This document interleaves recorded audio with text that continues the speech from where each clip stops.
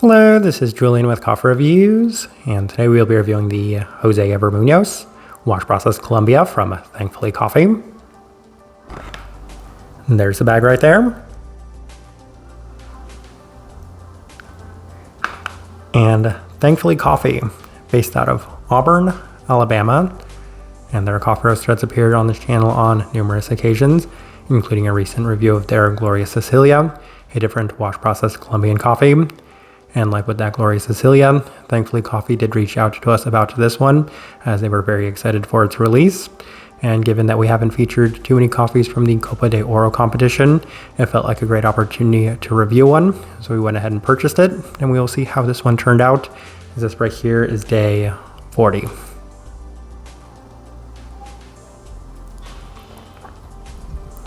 And recipe we went with for this coffee was our standard recipe in a 16:1 water to coffee ratio, brewed at 96 degrees Celsius, about 205 degrees Fahrenheit. And I like this one best through the V60, which indicates a more medium fine grind roast profile for this coffee. So relative to some of the coffees that we've had from Thankfully in the recent past, this one did feel a little lighter than those, including that Gloria Cecilia. That being said, they still roast on the, we'd say, slightly lighter side of that light medium profile, as they're not necessarily the lightest roasting coffee roaster out there, but you can definitely tell that they are a little lighter than the average American coffee roaster still. Hopefully that gives you a good idea. With all that out of the way, let's go ahead and start discussing this coffee.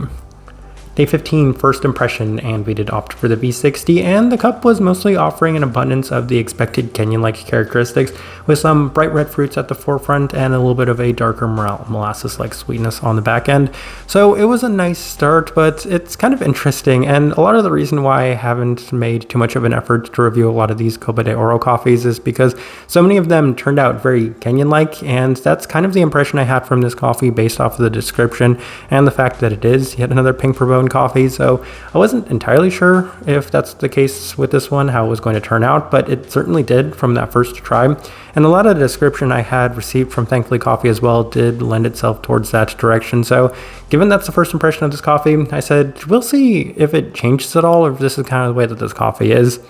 Day 18 through the Chemex, and there were a lot of similar aspects on this day, as it felt a slight bit more candied in terms of the sweetness, and I would say it was near reminiscent of a red lollipop, and that was quite enjoyable. Better sweetness, offering an overall abundance of berry-like aspects and a dark sweetness in the finish. This was a better second impression, though once again still pretty much in line with a lot of the Kenyan-like attributes that was expected of this coffee.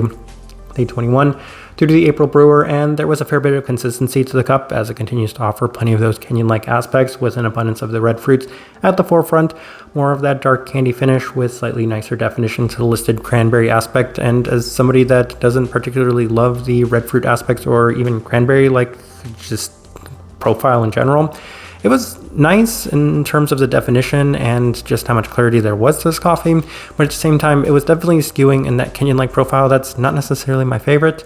We move on to day 24 as we opted for the V60 with Thankfully Coffee's recipe, and the cup continues to remain pretty consistent with an abundance of the Kenyan-like characteristics.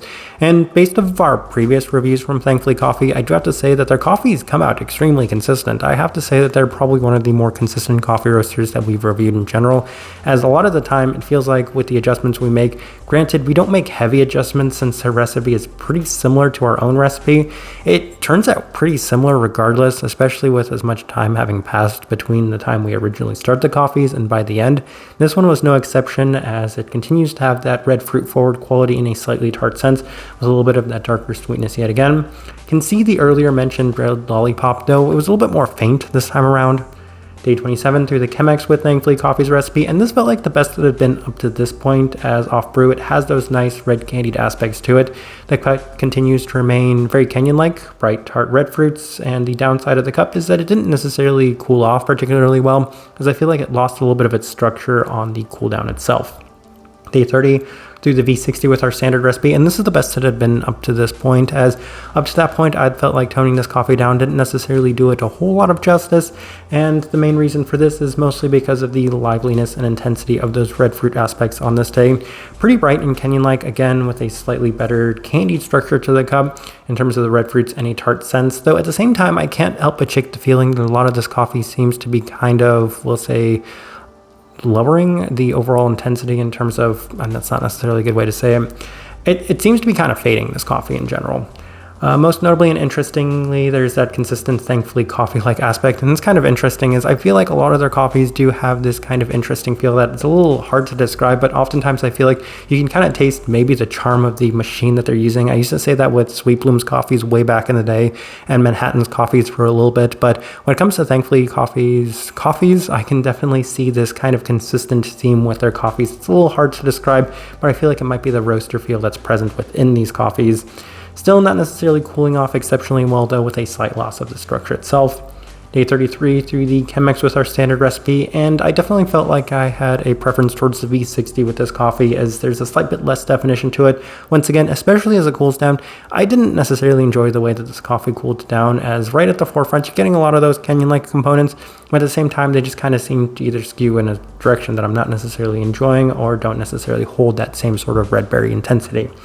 Day 36 final notes we have through the B60 with our standard recipe once again, and it feels like the coffee has faded, and I don't necessarily want to pin that on thankfully coffee. I've heard in the past that a lot of pink bourbon coffees can do this, and given that a lot of the best, more candied, intense, and sweeter attributes came at the forefront at the initial first couple of tries we had of this coffee, I feel like that might have been expected given that this is a pink bourbon coffee. Outside of that, the red tones are still present with an herbal floral aspect as well. So it has waned a little bit over time, and by the end I would say that it's not necessarily to the same experience that it had been early on. All right, let's go ahead and put up the tasting wheel so you can see what we're getting. We have quite a few level 4s, so we will start with the body level 4. That was a very interesting one for me for this coffee, as I could not help but observe the fact that this one had so much texture to it. Yeah, that's kind of expected when it comes to Kenyan coffees in general, and I'm not entirely sure why this one had as much body as it did, but it did. Much more full-bodied cup of coffee than expected going into it, so level 4 felt like the best place to put that. Cleanliness, level 4. I feel like it offers that kind of best of Kenyan attributes in the sense that it doesn't have that strong savory aspect to it, that tomato-like component, while at the same time still offering plenty of those pretty well-defined red fruit components. And I do have to say, I think the notes they have listed on here are cranberry and pomegranate, and truth be told, those are two fruits that I don't like whatsoever, and they're two fruits that I can feel in notable and significant abundance, especially the cranberry-like aspect. So that scoring there in terms of the level 4 isn't surprising whatsoever given the very strong definition to this coffee. Finish, level 4. It does have a slight bit of a lingering finish to it, though I would say that maybe not to the same extent as a lot of Kenyan coffees, as this coffee has cooled down quite a bit. I'd say it's about room temperature right now as I'm drinking it, and I can't necessarily feel it having too much of an extended finish to it. Acidity, level 4. As mentioned, it's got that Kenyan-like brightness, and I made a little bit of a joke sometimes that the Copa de Oro competition was a competition for who can have the most Kenyan-like Colombian coffee, because that seemed to be the case with a lot of the ones that I tried, and this one definitely seemed to have that, as it had plenty of brightness, and I feel like that was a nice selling point to a lot of people on this coffee. So definitely a fair bit of acidity in that regard. Florality, level 4. And given this coffee had so many Kenyan-like themes to begin with, the red floral aspects of it, a lot more in line with that hibiscus-like component, felt like the ideal place to put that for this coffee. Berry fruit, level 4. Once again, I feel like a broken record. I feel like I'm reviewing a Kenyan coffee right here because that was the case with the berry attributes. Already highlighted the pomegranate as well as that cranberry-like aspect, but at the same time, much more of those tart berry aspects. So you could even say those red currants. Though at the same time, you can see that it's a slight bit different from Kenyan coffees, but for the most part, you can see that they're along the same trajectory. Handful of level 3s, actually just 2. We will start with the sweetness at the level 3, and that is probably one of the more important things. As I would say earlier on, you could probably justify that level 4 mark. As I said, it was candied in a certain sense that it reminded me a little bit of maybe a slightly more tart lollipop-like sweetness, but at the same time, towards the end, I said that this coffee was fading ever so slightly, and the sweetness was probably the biggest victim of that, as the sweetness didn't hold true for the entirety of it. Maybe even then, I would say that there are times I couldn't see it even being at that level 4 to begin with, as I don't necessarily think that that was the primary focus of this coffee, at least in regards to the red berry aspects. The darker molasses-like sweetness that was also present and pronounced a little earlier in this coffee that seemed to fade to the point where it wasn't even one of the notes that we mentioned throughout, was probably where the sweetness was supposed to come from, but as mentioned, it didn't necessarily hold true throughout. Citrus fruit, level 3, once again, feels like I'm discussing a Kenyan coffee, as that seems to accompany a lot more of those tart berry-like components to it, and I could see a fair bit of that within this coffee as well. And yeah, as I'm kind of looking at this tasting wheel, that's the last thing worth discussing. I do think it's a pretty good representation of what I was getting from this coffee. All right, so my overall thoughts and impressions of this coffee. So I obviously have to start with the fact that the sweetness did seem to struggle to get to that level 4 mark. And obviously there are going to be coffees that suffer from us making the tasting wheel with the last cup that we actually brew with it. And this one seems to be the case. As mentioned earlier on, you could see the level 4. But the big thing is the brightness is so much more notable and pronounced than the sweetness. And I could not put them at the same level. And for that reason, given that I have a very strong preference towards the sweetness over brightness, then this one was never necessarily going to be the most enjoyable or my favorite, I almost said Kenyan coffee, Colombian coffee that we have reviewed this year, as it just seemed to offer too many of those Kenyan-like attributes. And while it was void of the tomato-like savoriness that is typically the biggest off-putting factor for me for Kenyan coffees, I think the sweetness not necessarily being there, while being, I would say, a little bit more dominated by the brightness, isn't necessarily going to endear itself to me with this coffee. Outside of that, though, I thought it was nice. Once again, just not necessarily my type of coffee. Type of person I would suggest this to. If you do enjoy your Kenyan-like Colombian coffees, then I mean, you find a lot of them in that sense. This one is no exception, especially given the amount of brightness that it was offering. But I feel like what really seems to help set this one apart from those other Kenyan-like Colombian coffees is the body, as this one had such an abundance of texture to it. And especially early on, as it had some really nice sweeter aspects to it, most notably that candied-like lollipop-like sense to it, in addition to that darker molasses-like sweetness, while at the same time offering some really interesting and nice definition to the red berry tones in this coffee as well, being a little bit more reminiscent of some of the other tart berries as opposed to maybe just a true red currant, making this one a little bit more interesting, a little bit more unique in that regard. That's the best direction I can point somebody towards for this one, and the best way I can leave this review.